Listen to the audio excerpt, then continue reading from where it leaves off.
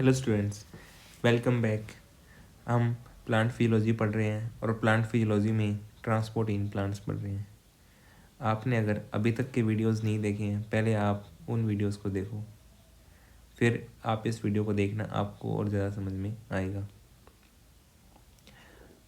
हम यहाँ पे ऑस्मोसिस स्टार्ट कर रहे हैं। इससे पहले वाटर पोटेंशियल गिवन है, मगर उसको हम बाद में पढ़ेंगे। पहले ऑस्मोसिस के बारे में पढ़ते हैं। तो जो सीक्वेंस मैं फॉलो कर रहा हूँ, यही सीक्वेंस आपको फॉलो करना है। आपको बहुत अच्छे से सीक्वेंस वाइज समझ में आएंगी, एक के बाद एक चीज़ कैसे समझनी है। तो हमारा सीक्वेंस इसलिए मैं यूज़ कर रहा हूँ ताकि समझना आसान हो जाए। तो आज हम बात करेंगे ऑस्मोसिस के बारे में। देखो, पहले समझ लेते हैं ऑस्मोसिस को, फिर एनसीईआरटी से पढ़ेंगे हम। पहले मैंने पूरा डिटेल में समझाया है ऑस्मोसिस के बारे में। ऑस्मोसिस ऑस्मोसिस की डेफिनेशन क्या है? The movement of solvent from its high concentration to its low concentration through a semi permeable membrane is called osmosis. Means यहाँ पे मूवमेंट किसका होगा? सबसे इम्पोर्टेंट बात, तो सोलवेंट का मूवमेंट होगा, और सोलवेंट की हाई कंसंट्रेशन से सोलवेंट अपनी लो कंसंट्रेशन की तरफ जाएगा, और through a semi permeable membrane होनी ही चाहिए वहाँ पे, तभी उसको हम बोलेंगे ऑस्मोसिस। मतलब यहाँ पे सोलवेंट का मूवमेंट हो रहा है और सेमी परमिएबल मेम्ब्रेन की रिक्वायरमेंट होगी, और सोलवेंट अपनी along the concentration gradient move करेगा यहाँ पे, और सेमी परमिएबल मेम्ब्रेन की रिक्वायरमेंट के बिना ये कंप्लीट नहीं होगा। इसलिए यहाँ पे जब मूवमेंट होगा सोलवेंट का, उसको बोलेंगे ऑस्मोसिस। तो आपको पता है कि सोलवेंट का मूवमेंट हाई वाटर कंसंट्रेशन से लो वाटर कंसंट्रेशन की तरफ लिखा हुआ है नीचे, through a semi permeable membrane, तो इसको हम बोलेंगे ऑस्मोसिस। इसको हम बोलेंगे ऑस्मोसिस। अब यहाँ पे सोलवेंट के मूवमेंट के लिए, सोलवेंट की कंसंट्रेशन लिखने के लिए हमने लिख दिया सोलवेंट का नाम कि वाटर की कंसंट्रेशन है ये, तो इसलिए high water concentration to low water, तो यहाँ पे सोलवेंट का नाम आ गया। तो यहाँ पे रेफरेंस जो है लिखने के लिए, ग्रेडियंट को दिखाने के लिए, वो यहाँ पे सोलवेंट है। फिर मैंने नीचे लिखा कि यहाँ पे मूवमेंट ऑस्मोसिस में low concentration to high concentration होता है। यहाँ पे मैंने सोलवेंट का नाम नहीं लिखा। अगर मैंने सोलवेंट का नाम नहीं लिखा तो यहाँ पे अंडरस्टूड है कि यहाँ पे ये सोल्यूट के लिए यूज़ किया जा रहा है, ये टर्म सोल्यूट के लिए यूज़ की जा रही है। और जहाँ पे सोल्यूट लो होगा वहाँ पे ऑटोमेटिकली आपको पता है सोलवेंट हाई होगा, और जहाँ पे सोल्यूट हाई होगा वहाँ पे सोलवेंट कम होगा। तो इसीलिए मैं इस डेफिनेशन को ऐसे ही बोल सकता हूँ कि movement of solvent from low concentration to high concentration through a semi permeable membrane is called osmosis. ये भी करेक्ट होगा। बस यहाँ पे आपको पता है कि यहाँ पे रेफरेंस हमने सोल्यूट ले दिया है, तो इसलिए हमने low concentration to high concentration की तरफ लिखा। और कंसंट्रेशन का मतलब सोल्यूट ही होता है। अगर सोलवेंट के लिखेंगे तो उसका नाम लिखना पड़ेगा सोलवेंट का। तो इसलिए यहाँ पे मूवमेंट जो हो रहा है low concentration to high concentration की तरफ भी अगर लिखा है through a semi permeable membrane, solvent का अगर मूवमेंट हो रहा है तो उसको भी हम ऑस्मोसिस बोलते हैं। ये भी डेफिनेशन सही है। बस रेफरेंस याद रखना कि सोलवेंट के बेसिस पे लिखा है तो high solvent concentration to low solvent concentration, और सोल्यूट के बेस पे लिखा है तो low concentration to high concentration, भी सही है। अब देखो इसको डेमोन्स्ट्रेट कैसे करते हैं। जैसे मैंने यहाँ पे एक बीकर ले लिया, पहले पूरे बीकर में पानी भरा हुआ था, ए साइड भी बी साइड भी, एक कुल वॉल्यूम था। तो सारे के सारे वाटर मॉलिक्यूल ए में भी फ्री थे, बी में भी फ्री थे। अगर ये फ्री होंगे तो ये एक दूसरे के साथ में वाटर मॉलिक्यूल डिफ्यूज़ करेंगे, क्योंकि लिक्विड में डिफ्यूजन होता है, लिक्विड्स के अंदर डिफ्यूजन होता है, तो लिक्विड्स के मॉलिक्यूल एक दूसरे के साथ भी डिफ्यूज़ करेंगे। और जब डिफ्यूज़ करेंगे तो एक दूसरे के ऊपर भी ये डिफ्यूजन प्रेशर लगाएंगे। तो वहाँ पे ऑलरेडी ए साइड भी और बी साइड भी हमें पता है कि जितना पानी था उसके मॉलिक्यूल्स आपस में जो प्रेशर लगाएंगे, जो रैंडम मूवमेंट कर रहे हैं दूसरे के साथ में, उसके कारण भी वहाँ पे डिफ्यूजन हो रहा है और डिफ्यूजन प्रेशर वहाँ पे प्रेजेंट होगा। तो हमेशा लिक्विड के मॉलिक्यूल्स में डिफ्यूजन मिलता है, आप पढ़ चुके हो। और जो प्रेशर लगाएंगे दूसरे के ऊपर डिफ्यूजन करने के लिए, इसको बोलेंगे डिफ्यूजन प्रेशर। फिर बीच में एक सेमी मेम्ब्रेन रख दी गई, और सेमी परमेबल मेम्ब्रेन जो है आपको पता है ऑस्मोसिस के लिए रिक्वायर्ड होती है। फिर ए साइड में सोल्यूट्स ऐड किए गए और बी में भी सोल्यूट ऐड किए गए। ए में सोल्यूट्स कम ऐड किए गए, बी में सोल्यूट्स ज़्यादा ऐड किए गए। अब सोल्यूट ऐड करने से देखो इफेक्ट क्या पड़ेगा। सोल्यूट के ऐड करने से इफेक्ट ये पड़ेगा, सोल्यूट जो है फ्री वाटर मॉलिक्यूल्स को अपने सरफेस पे बाइंड कर लेंगे। जब बाइंड करेंगे तो फ्री वाटर मॉलिक्यूल्स का नंबर कम हो जाएगा, और फ्री वाटर मॉलिक्यूल्स का नंबर कम होगा तो मैं ये कह सकता हूँ कि वहाँ पे डिफ्यूज़ करने वाले जो मॉलिक्यूल्स हैं उनका नंबर कम हो जाएगा। अगर डिफ्यूजन कम हो जाएगा वहाँ पे, तो वहाँ पे डिफ्यूजन प्रेशर भी कम हो जाएगा, क्योंकि मॉलिक्यूल्स जो हैं लिक्विड के, वाटर के, एक दूसरे पे डिफ्यूज़ करने के जो प्रेशर लगा रहे हैं उसको बोलते हैं डिफ्यूजन प्रेशर। और अगर वो मॉलिक्यूल्स कम हो गए तो वहाँ पे उनके बीच में डिस्टेंस बढ़ जाएगी, डिस्टेंस बढ़ गई तो उनके बीच का जो टाइम था इंटरेक्शन का वो भी इंक्रीज हो जाएगा, तो अब उनकी डिफ्यूजिंग पावर कम हो जाएगी और डिफ्यूजन प्रेशर जो लगा रहे थे वो भी कम हो जाएगा। मगर ए साइड में सोल्यूट कम है और बी में ज़्यादा है, इसका मतलब ए साइड में फ्री वाटर मोलिक्यूल्स का नंबर कम होगा मगर बी के कंपैरिजन में ज़्यादा कम नहीं होगा, मगर बी में फ्री वाटर मोलिक्यूल्स ज़्यादा कम होंगे क्योंकि यहाँ पे ज़्यादा सोल्यूट का एडिशन हुआ है। इसलिए डिफ्यूजन प्रेशर जो है ए साइड का फॉल तो होगा बट ज़्यादा फॉल नहीं होगा, और बी साइड का डिफ्यूजन प्रेशर ज़्यादा फॉल होगा क्योंकि वहाँ पे फ्री वाटर मोलिक्यूल्स का नंबर ए के मुकाबले बहुत ज़्यादा कम हो जाएगा और सोल्यूट के कंसनट्रेशन ज़्यादा है वहाँ पे, इसीलिए वहाँ पे डिफ्यूजन प्रेशर में ज़्यादा कमी आएगी। अब ए साइड में डिफ्यूजन प्रेशर या फ्री वाटर मॉलिक्यूल्स ज़्यादा हैं और बी साइड में फ्री वाटर मॉलिक्यूल्स या डिफ्यूजन प्रेशर कम है, तो ए वाला बी को मॉलिक्यूल्स ट्रांसपोर्ट कर सकता है। और अगर इनके बीच में इसको ट्रांसपोर्ट करने के लिए यहाँ पे एक मेम्ब्रेन लगी है, तो यहाँ पे सोलवेंट का मूवमेंट होगा A side to B side through a semi permeable membrane, इसको बोलेंगे ऑस्मोसिस। अब जिस प्रेशर के साथ होगा उसको बोलेंगे osmotic pressure. Osmotic pressure, osmotic pressure का मतलब देखो यहाँ पे जो डिफ्यूजन प्रेशर का डिफरेंस था वही तो ड्राइविंग फोर्स बन गया। डिफ्यूजन प्रेशर ए साइड में ज़्यादा है बी साइड में कम है, तो यहाँ वाटर मॉलिक्यूल्स ए साइड से बी साइड जाने लगे ताकि उस जो ग्रेडियंट है वाटर मॉलिक्यूल्स का डिफ्यूजन प्रेशर का वो यहाँ से इरेज किया जा सके और ये डायनेमिक इक्विलिब्रियम में आए। तो ये जब तक होगा वाटर का मूवमेंट या ऑस्मोसिस तभी तक होगा जब तक ए और बी की यहाँ पे कंसंट्रेशन सेम नहीं हो जाती, फिर ये डायनेमिक इक्विलिब्रियम में आ जाएगा। तो ये ऑस्मोसिस भी तभी तक देखने को मिलेगा जब तक दोनों की कंसंट्रेशन सेम नहीं हो जाती। और ये मूवमेंट क्यों हुआ, क्योंकि ए का डिफ्यूजन प्रेशर ज़्यादा था, वाटर मॉलिक्यूल्स ज़्यादा फ्री थे, बी में वाटर मॉलिक्यूल्स कम फ्री थे, वहाँ डिफ्यूजन प्रेशर कम था, तो डिफरेंस वहाँ पे जो था वही रिस्पॉन्सिबल ड्राइविंग फोर्स है इस वाटर के मूवमेंट होने के लिए। अब देखो ऑस्मोटिक प्रेशर मैंने बताया, यहाँ पे जो ऑस्मोटिक प्रेशर है जो जिस प्रेशर से मूवमेंट हो रहा है उसको बोलते हैं ऑस्मोटिक प्रेशर। अब ऑस्मोटिक प्रेशर को हम बोलते हैं कंसंट्रेशन ऑफ सॉल्यूट पे डिपेंड करता है, डायरेक्टली प्रोपोर्शनल होता है। कैसे? अब देखो यहाँ पे ए साइड में भी सॉल्यूट ऐड किए, बी साइड में सॉल्यूट ऐड किए, ए में भी फ्री वाटर मॉलिक्यूल्स का नंबर कम हुआ और बी साइड में भी। अब दोनों के कंपैरिजन में बी साइड में फ्री वाटर मॉलिक्यूल्स का नंबर ज़्यादा कम हुआ, तो यहाँ पे ऑस्मोटिक प्रेशर की वैल्यू इस चीज़ पे डिपेंड करेगी यहाँ पे सॉल्यूट की कंसंट्रेशन कितनी है। अगर सॉल्यूट की कंसंट्रेशन में और बी साइड में ज़्यादा डिफरेंस होगा तो ऑस्मोटिक प्रेशर की वैल्यू भी ज़्यादा होगी, और अगर उनकी कंसंट्रेशन में डिफरेंस कम है तो वहाँ पे ऑस्मोटिक प्रेशर की वैल्यू भी कम होगी। तो यहाँ पे ये कह सकते हैं अगर हमने सॉल्वेंट को यहाँ पे अगर रेफरेंस ले लिया तो उसको तो हम डिफ्यूजन प्रेशर से देखेंगे क्योंकि वो एक दूसरे के साथ में डिफ्यूज़ करते हैं, बट सॉलिड के पार्टिकल डिफ्यूज़ नहीं करते या सॉलिड डिफ्यूज़ नहीं करता, उसको हम ऑस्मोटिक प्रेशर की टर्म में लिखेंगे क्योंकि ऑस्मोटिक प्रेशर के लिए रेफरेंस हमारा सॉल्यूट है। तो मैं ये कह सकता हूँ कि अगर ए साइड में डिफ्यूजन प्रेशर ज़्यादा है तो ए साइड में ऑस्मोटिक प्रेशर कम है क्योंकि सॉल्यूट कम है और सॉल्वेंट ज़्यादा है, तो सॉल्वेंट ज़्यादा है तो ऑस्मोटिक प्रेशर तो कम होगा और डिफ्यूजन प्रेशर ज़्यादा होगा। तो ए साइड में डीपी डिफ्यूजन प्रेशर हाई है, ऑस्मोटिक प्रेशर कम है, और बी साइड में यहाँ पे सॉल्यूट ज़्यादा है तो इसलिए कंपैरेटिवली ए के मुकाबले यहाँ पे ऑस्मोटिक प्रेशर ज़्यादा होगा और यहाँ पे डिफ्यूजन प्रेशर कम होगा। तो सॉल्वेंट के लिए तो डिफ्यूजन प्रेशर का यूज़ करते हैं और हम सॉल्यूट के लिए ऑस्मोटिक प्रेशर का। तो ऑस्मोटिक प्रेशर जहाँ पे ज़्यादा लग रहा है वहाँ पे सॉल्यूट की कंसंट्रेशन ज़्यादा होगी, तो इसलिए बी साइड में ऑस्मोटिक प्रेशर ज़्यादा लगेगा और ए साइड में ऑस्मोटिक प्रेशर कम लगेगा क्योंकि सॉल्यूट कम है। कहने का मतलब ये है कि सॉल्यूट की ऐड करने से जो कमी आती है उसी को हम ऑस्मोटिक प्रेशर बोलते हैं।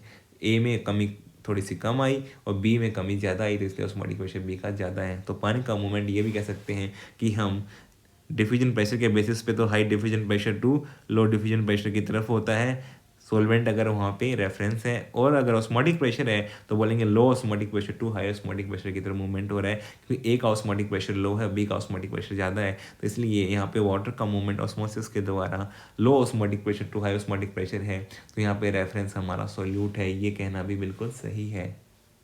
और इसलिए हम अगर सोलवेंट यूज़ करेंगे तो हम बोलेंगे high diffusion pressure to low diffusion pressure, और अगर उसी को सोल्यूट यूज़ कर देंगे तो low osmotic pressure to high osmotic pressure movement हो रहा है। ऑस्मोटिक प्रेशर क्योंकि कंसंट्रेशन ऑफ सोल्यूट पे डिपेंड करता है, तो इसलिए यहाँ पे ऑस्मोसिस में क्या होता है, या सोलवेंट यूज़ करोगे तो आप डीपी लिख देना, और सोल्यूट यूज़ करोगे तो आप ऑस्मोटिक प्रेशर लिख देना। अब हम मेजर कैसे कर सकते हैं ऑस्मोटिक प्रेशर? देखो, हमें पढ़ना तो हमें लिंक सिस्टम में प्लांट्स पढ़ने हैं, तो उसको पढ़ने के लिए एनसीईआरटी में एक फिगर गिवन है 11.4, उसी को मैंने यहाँ समझाने की कोशिश की उस फिगर को। उन्होंने क्या किया, एक वाटर लिया, बीकर के अंदर फिल कर लिया, और उस बीकर के अंदर एक थिसल फनल को इन्वर्ट कर दिया, इन्वर्ट फॉर्म में रख दिया। फिर क्या किया, उसके माउथ पे, इसी फनल के माउथ पे सेमी परमेनेंट मेम्ब्रेन लगा दी, जो ग्रीन कलर से मैंने दिखाई है, और उसके अंदर सुक्रोज सॉल्यूशन फिल कर दिया, मतलब वाटर के अंदर सुक्रोज के मॉलिक्यूल्स डाल दिए, तो सुक्रोज सॉल्यूशन बना दिया। अब यहाँ पे देखो, बाहर वाटर है, बाहर क्या है, प्योर वाटर है, सारा का सारा वाटर ही तो है बेकर के अंदर, और सारे वाटर मॉलिक्यूल्स फ्री हैं, तो यहाँ पे मैक्सिमम डिफ्यूजन प्रेशर होगा, क्योंकि सारे वाटर मॉलिक्यूल्स फ्री हैं, तो मैक्सिमम डिफ्यूजन प्रेशर लगाएंगे दूसरे के ऊपर, तो यहाँ पे डिफ्यूजन प्रेशर ज़्यादा होगा। अंदर सुक्रोज सॉल्यूशन आ गया, तो इसके अंदर अगर सुक्रोज ऐड करेंगे, सोल्यूट ऐड करेंगे, तो फ्री वाटर मॉलिक्यूल्स का नंबर कम हो जाएगा। अगर फ्री वाटर मॉलिक्यूल्स का नंबर कम होगा तो वहाँ पे डिफ्यूजन प्रेशर भी कम हो जाएगा, क्योंकि अब डिफ्यूज़ करने की पावर कम हो जाएगी सोल्यूट के ऐड करने से। और या ये कहूँ कि यहाँ पे ऑस्मोटिक प्रेशर ज़्यादा होगा, ये भी बात सही, क्योंकि ऑस्मोटिक प्रेशर सोल्यूट पे डिपेंड करता है, और सोल्यूट अंदर ज़्यादा है, बाहर कम है, तो फिर जो फनल है उसके अंदर सोल्यूट ज़्यादा है, तो वहाँ ऑस्मोटिक प्रेशर ज़्यादा है और डिफ्यूजन प्रेशर कम है, और बाहर जहाँ प्योर वाटर है वहाँ पे डिफ्यूजन प्रेशर ज़्यादा है और ऑस्मोटिक प्रेशर कम है। और जैसे आपको पता है पानी का मूवमेंट कहाँ से कहाँ होगा, प्योर वाटर सुक्रोज सॉल्यूशन को पानी दे सकता है, तो इसलिए थिसल फनल के अंदर सेमी परमेनेंट मेम्ब्रेन के थ्रू पानी एंटर होना शुरू हो जाएगा, जो कि ग्रीन एरो से दिखाया गया है, और पानी का movement high diffusion pressure to low diffusion pressure की तरफ हो रहा है, या फिर ये कहीं low osmotic pressure to high osmotic pressure की तरफ हो रहा है। बिल्कुल दोनों बातें सही है, यहाँ पे डिमॉन्स्ट्रेट हो रही हैं। फिर ये तब तक होगा जब तक दोनों की कंसंट्रेशन इक्वल नहीं हो जाएगी, तब तक ये होता रहेगा, और जिस प्रेशर से होगा उसको हम बोलेंगे ऑस्मोटिक प्रेशर, और वो डिपेंड करता है कंसंट्रेशन ऑफ सोल्यूट पे।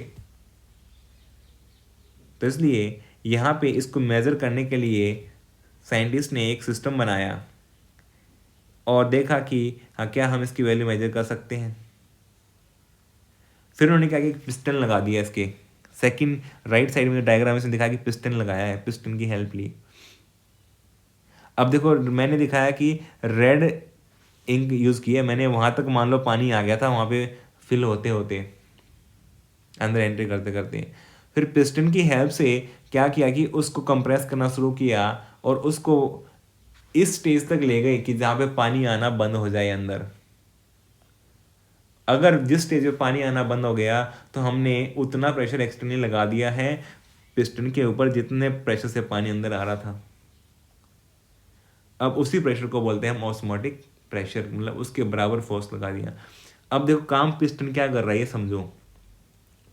जब सुक्रोज सॉल्यूशन में पानी अंदर गया तो उसने वहाँ पे जो फ्री वाटर मॉलिक्यूल्स थे उनका नंबर बढ़ाया, नंबर बढ़ते ही डिफ्यूज़ करने की पावर बढ़ जाएगी, तो डिफ्यूजन प्रेशर बढ़ना शुरू हो जाएगा और ऑस्मोटिक प्रेशर कम होना शुरू हो जाएगा उसी टाइम पे।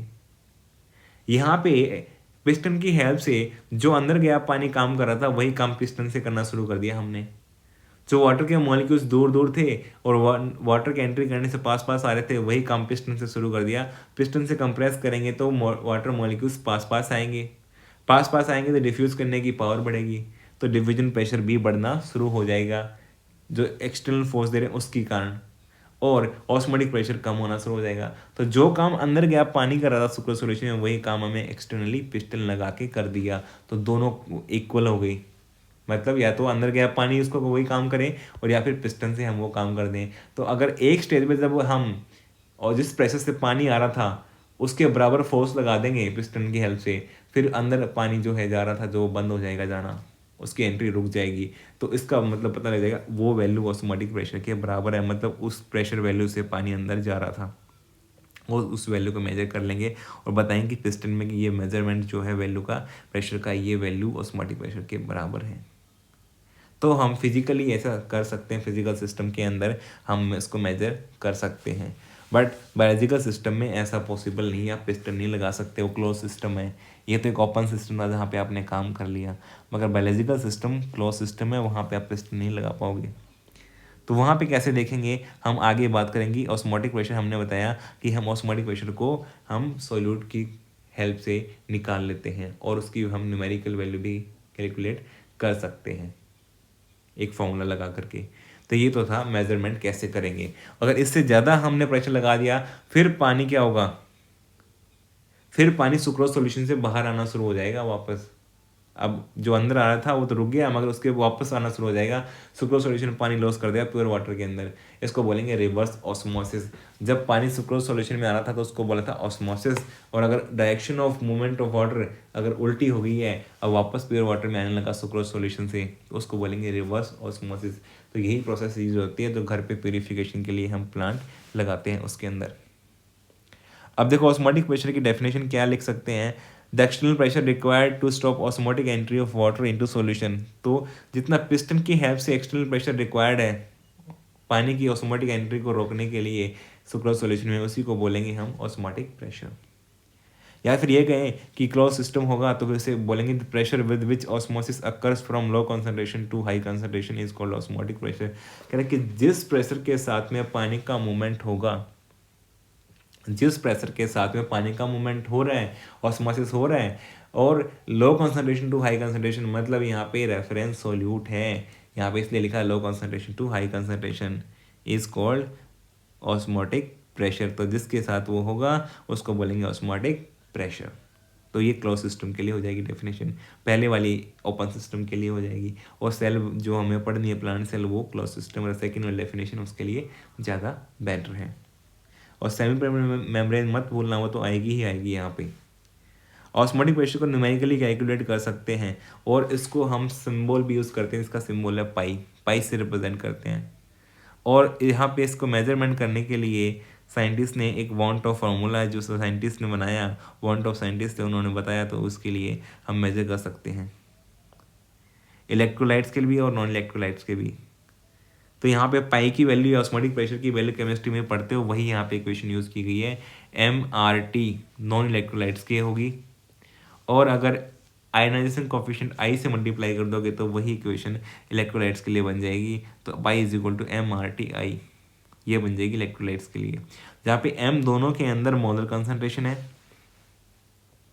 R गैस कांस्टेंट है, और उसकी वैल्यू 0.0821 लीटर एटमॉस्फेरिक पर मोल पर केल्विन ले सकते हैं, और T टेम्परेचर है जो केल्विन में होगा, और I आयनाइजेशन कोफिशिएंट जो कि इलेक्ट्रोलाइट्स के लिए गिवन होगा आपको।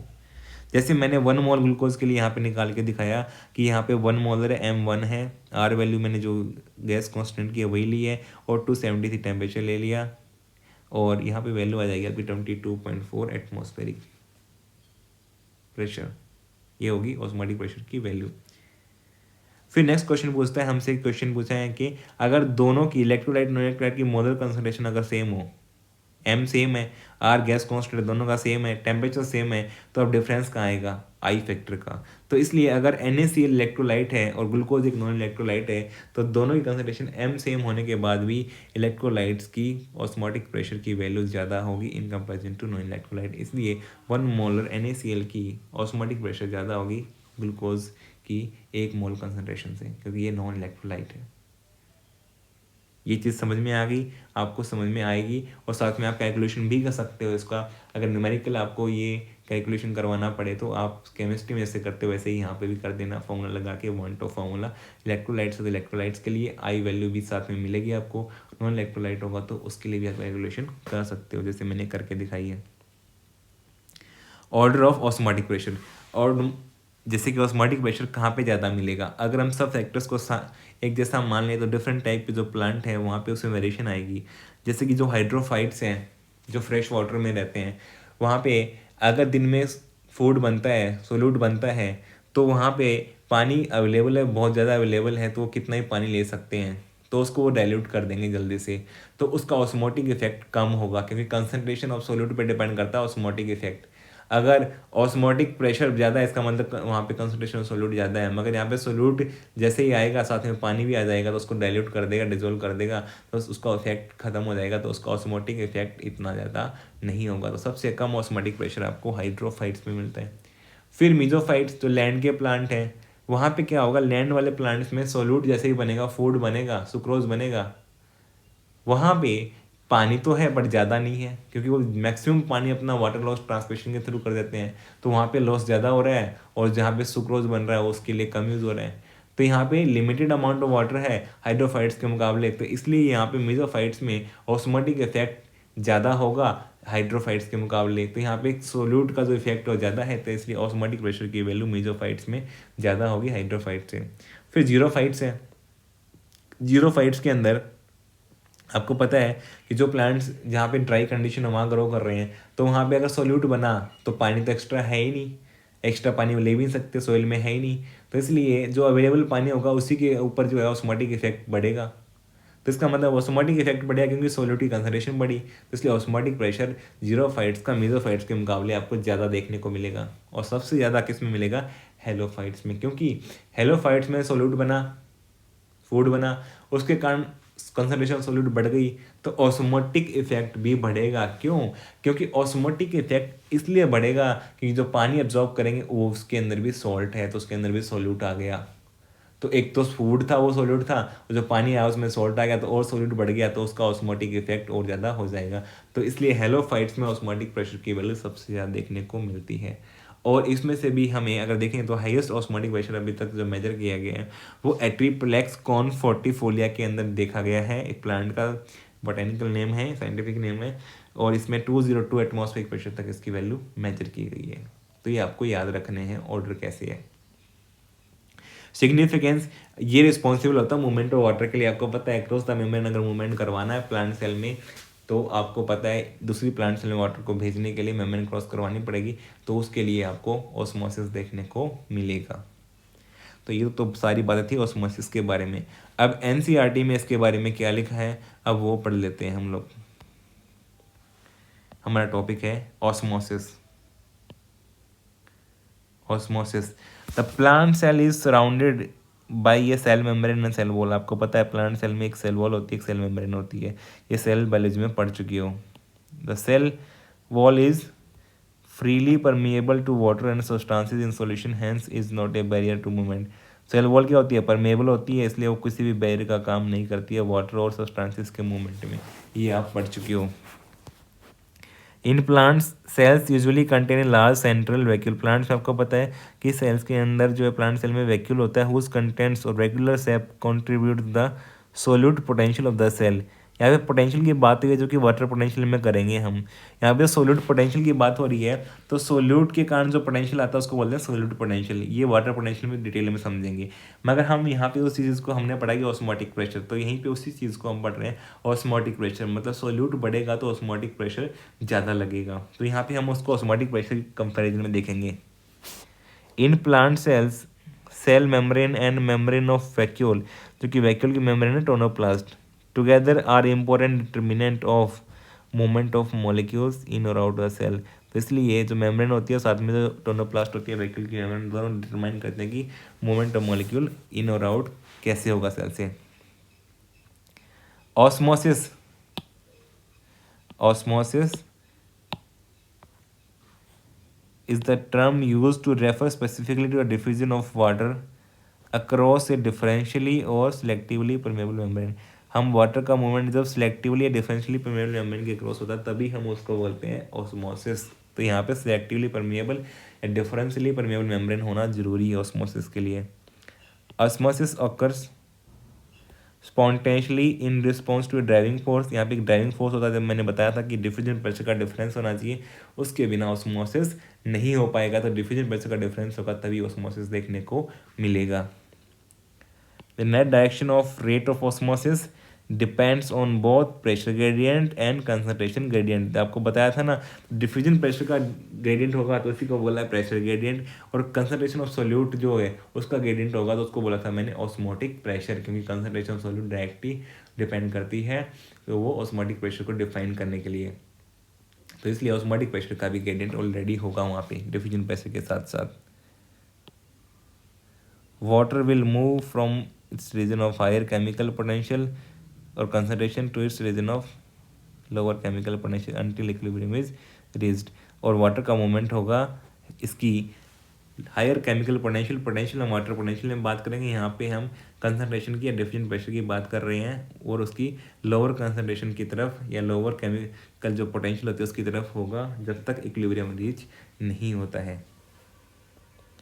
एट इक्विलिब्रियम पे क्या होगा, the two chambers should have already the same water potential. और वाटर पोटेंशियल मतलब उनकी वाटर की कंसंट्रेशन बराबर होगी, सॉल्वेंट की कंसंट्रेशन बराबर हो जाएगी, तो उसी इक्विलिब्रियम पॉइंट पे वहाँ पे नेट मूवमेंट जीरो हो जाएगा। जैसे कि कह रहा है कि you may have made a potato osmometer in earlier classes in school. जब स्कूल में आप पढ़ रहे थे तो आपने वहाँ पे पोटैटो ऑस्मोमीटर हो सकता है बनाया हो। उसमें क्या करते हैं, पोटैटो लेते हैं, पिल ऑफ करते हैं, फिर उसके पिल ऑफ करने के बाद में उसको अंदर से एक रेक्टेंगल के शेप में काट लेते हैं, और फिर उसके अंदर शुगर सॉल्यूशन भर देते हैं, और उसको वाटर जो होता है एक बीकर के अंदर उसमें रख देते हैं, और उसको बांध देते हैं, और फिर देखते हैं कि कुछ टाइम बाद जब रखने के बाद में वहाँ पे शुगर सॉल्यूशन का लेवल रेज हो जाता है जो पोटैटो हमने कट करके रखा था। क्यों हुआ, क्योंकि पानी बाहर से अंदर आया शुगर सॉल्यूशन में, उसका लेवल बढ़ गया। तो लेवल बढ़ने की वजह से वहाँ पे आपने देखा कि वहाँ पे ऑस्मोसिस हुआ। किसके थ्रू हुआ, पोटैटो के अंदर से, तो वो सेमी परमानेंट मेम्ब्रेन काम कर रही है, तो वहाँ पे वाटर का मूवमेंट कहलाएगा ऑस्मोसिस। ये आप कर चुके हो छोटी क्लासेस के अंदर। If potato tuber is placed in water, water enters the cavity in the potato tuber containing concentrated solution of sugar due to osmosis. तो ये आप देख चुके होंगे। यहाँ पे एक डायग्राम दिया है, इसको हम जो वाटर पोटेंशियल पढ़ लेंगे तब इसको हम समझेंगे, अभी इसको हम स्किप कर रहे हैं। इसके आगे क्या है वो समझ लेते हैं। ये वाला यहाँ पे नेक्स्ट एक्सपेरिमेंट के बारे में डिस्कशन करना है हमें, कि let us discuss another experiment where a solution of sucrose in water taken in a funnel is separated from pure water in a beaker by a selectively permeable membrane, जो कि मैंने सेमी परमेबल मेम्ब्रेन से दिखाया था। 11.4 figure में already discuss कर चुका हूँ, मैंने बताया था। तो यहाँ पे 11.4 फिगर ये वाला है, ये डिस्कशन में हो चुका है हमारा कि यहाँ पे मेजरमेंट ऑफ ऑस्मोटिक प्रेशर कैसे करते हैं। You can get this kind of membrane, ऐसी मेम्ब्रेन एग से हम निकाल सकते हैं। Remove the yolk and albumin through a small hole at the one end of the egg. Egg के एक एंड पे क्या करो, आप वहाँ पे होल कर दो और वहाँ से यॉक और एल्ब्यूमिन निकाल दो। And place the shell in diluted solution of hydrochloric acid for a few hours. और उसको आप क्या करो, हाइड्रोक्लोरिक एसिड के सॉल्यूशन में रख दोगे तो वहाँ पे सेल डिजोल्व हो जाएगा, और कुछ टाइम बाद वहाँ पे केवल आपकी जो मेम्ब्रेन रह जाएगी थी। Egg shell dissolves leaving the membrane intact, और मेम्ब्रेन वहाँ पे रह जाएगी। Water will move into the funnel. अब ये मैं बता चुका हूँ आपको, वाटर जो सुक्रोज सॉल्यूशन होने के कारण फनल में आएगा, resulting in the rise in the level of solution in the funnel. Funnel में लेवल राइज करेगा, तो हम वो देख सकते हैं। This will continue till the equilibrium is reach. जब तक इक्विलिब्रियम नहीं पहुंचेगा तब तक ये होता रहता है। In case sucrose does diffuse out, अगर सुक्रोज डिफ्यूज आउट हो गया through the membrane will this equilibrium be reached. अगर सुक्रोज डिफ्यूज हो गया तो उसका मतलब सुक्रोज जब तक इक्वल नहीं होगा और इक्वल वाटर कंसंट्रेशन तब तक तो ये वहाँ उस कंडीशन में भी होगा। तो ये डिपेंड करता है किस तरह की मेम्ब्रेन लगी है। अगर सोल्यूट ही डिफ्यूज हो गया तो फिर भी तब तक होगा जब तक वहाँ पे कंसंट्रेशन इक्वल नहीं हो जाएगी, इक्विलिब्रियम तो तब भी आ जाएगा। तो ये मैं डिटेल में बता चुका हूँ, ये डेमोन्स्ट्रेशन ऑफ ऑस्मोसिस कि ऑस्मोटिक प्रेशर कैसे मेजर करते हैं। एक्सटर्नल प्रेशर लगा के हम ऑस्मोटिक प्रेशर की वैल्यू यहाँ पे निकालते हैं। External pressure can be applied from the upper part of the funnel such that no water diffuses into the funnel के अंदर पानी का movement now through the membrane के थ्रू। तो जब अगर हम ऑस्मोटिक प्रेशर के बराबर जिस प्रेशर से पानी आ रहा था उसके बराबर इक्वल फोर्स एक्सटर्नल प्रेशर हम पिस्टन से लगा देंगे तो फिर पानी का मूवमेंट सुक्रोज सॉल्यूशन में नहीं होगा। तो ये बी में दिखाया कि वो रुक गया है क्योंकि पिस्टन से वही काम कर दिया है, क्योंकि जो अंदर गया पानी काम कर रहा था, जो फ्री एनर्जी दे रहा था उसको, जो डिफ्यूजन प्रेशर बढ़ा रहा था, उनके वाटर मॉलिक्यूल्स के बीच की डिस्टेंस को कम कर रहा था, उनकी डिफ्यूजिंग पावर को बढ़ा रहा था, वही काम अब एक्सटर्नल प्रेशर लगा के हमने कर दिया। हमने वाटर मॉलिक्यूल्स को जो दूर दूर थे अब उनके बीच की डिस्टेंस को कम कर दिया और उनकी डिफ्यूज़ करने की पावर को बढ़ा दिया प्रेशर लगा करके, क्योंकि एरिया कम होगा तो वहाँ पे मॉलिक्यूल्स की एनर्जी बढ़ेगी और एनर्जी हमने एक्सटर्नली बढ़ा दी जो कि वाटर मॉलिक्यूल बढ़ा रहा था। तो वही काम यहाँ पे पिस्टन से कर दिया, इसलिए पानी की वहाँ पे रिक्वायरमेंट नहीं रही अंदर जाने की, तो पानी का मूवमेंट स्टॉप हो गया। This pressure required to prevent water from diffusing is in fact the osmotic pressure and this is the function of solute concentration। मैंने बताया था किसका फंक्शन होता है, ये solute concentration का, solute concentration पे डिपेंड करेगा। osmotic pressure directly proportional, the more solute concentration greater will be pressure required to prevent water from diffusing in।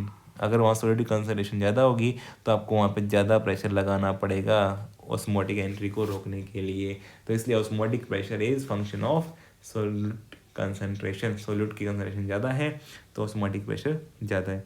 Numerically osmotic pressure is equivalent to osmotic potential. ये हम water potential पढ़ेंगे तो उससे comparison करेंगे तो वहाँ देखेंगे ऑस्मोटिक पोटेंशियल के बराबर ही होता है, बट साइन इज उसका साइन बस उल्टा होता है। ऑस्मोटिक प्रेशर पॉजिटिव होता है और वाटर पोटेंशियल का जब पढ़ेंगे तो वहाँ पे ऑस्मोटिक पोटेंशियल को नेगेटिव पढ़ते हैं। Osmotic pressure is positive pressure applied while osmotic potential is negative. Osmotic potential is negative, osmotic potential negative होता है। तो अगर प्रेशर अप्लाई करेंगे तो वो वैल्यू हमेशा पॉजिटिव में होगी और नेगेटिव में नहीं होगी। इसलिए ऑस्मोटिक प्रेशर अप्लाइड प्रेशर है जो कि हमेशा पॉजिटिव होता है। ऑस्मोटिक पोटेंशियल जो उसकी सिस्टम में लॉस हो जाती है उसके कारण होती है वो नेगेटिव हो सकती है सिस्टम के अंदर की। ठीक है, ये हमने कंप्लीट कर लिया ऑस्मोसिस। ऑस्मोसिस के बारे में जो इम्पोर्टेंट बातें हैं वो आपको सब पता लगी है, हमने एनसीईआरटी से ही पढ़ लिया है, हमने डिटेल में डिस्कशन कर लिया है। न्यूमेरिकल कैसे कर सकते हैं ऑस्मोटिक प्रेशर को मेजर करने के लिए वो हमने देख लिया, वांट ऑफ फार्मूला लगा के। ऑर्डर ऑफ ऑस्मोटिक प्रेशर देख लिया हमने। प्रैक्टिकली कैसे मेजर करेंगे पिस्टन की हेल्प से ओपन सिस्टम में देखा हमने, और हमने उसके सिग्निफिकेंस देखी कि ये वाटर मूवमेंट में हेल्प करता है। आपके सारे डाउट्स क्लियर हो गए होंगे, आपको पता लग गया कि ऑस्मोटिक प्रेशर क्या है, ऑस्मोसिस क्या है, ये सब आपने अच्छे से समझ लिया होगा और समझ में आ गया होगा आपको। आप अपने नीट के एग्ज़ाम की तैयारी के लिए आप ऐसे ही पढ़ते रहें, मेहनत करते रहें, आपका स्कोर डेफिनेटली इम्प्रूव हो जाएगा। और अगर आपको वीडियो अच्छा लगा तो वीडियो को आप लाइक करें, अपने फ्रेंड्स के साथ शेयर करें, और साथ में अगर आपने चैनल सब्सक्राइब नहीं किया तो आप चैनल को भी सब्सक्राइब कर लो ताकि आपको लेटेस्ट नोटिफिकेशन पता लग जाए। हम आने वाले वीडियो में और बातें करेंगे, हम ट्रिगर प्रेशर के बारे में, डिफ्यूजन प्रेशर डेफिसिट के बारे में। उन वीडियोस में इसका बहुत यूज़ आएगा, वहाँ पे ऑस्मोटिक प्रेशर का भी यूज़ आएगा, क्योंकि हमने ऑस्मोटिक प्रेशर पढ़ने के लिए डिफ्यूजन प्रेशर का यूज़ किया, तो पहले हम डिफ्यूजन प्रेशर समझ चुके थे इसलिए हमें ऑस्मोटिक प्रेशर समझ में आ गया। तो अब हम इन दोनों कंसेप्ट का यूज़ करेंगे। Thank you for watching this video और मिलते हैं नेक्स्ट वीडियो में।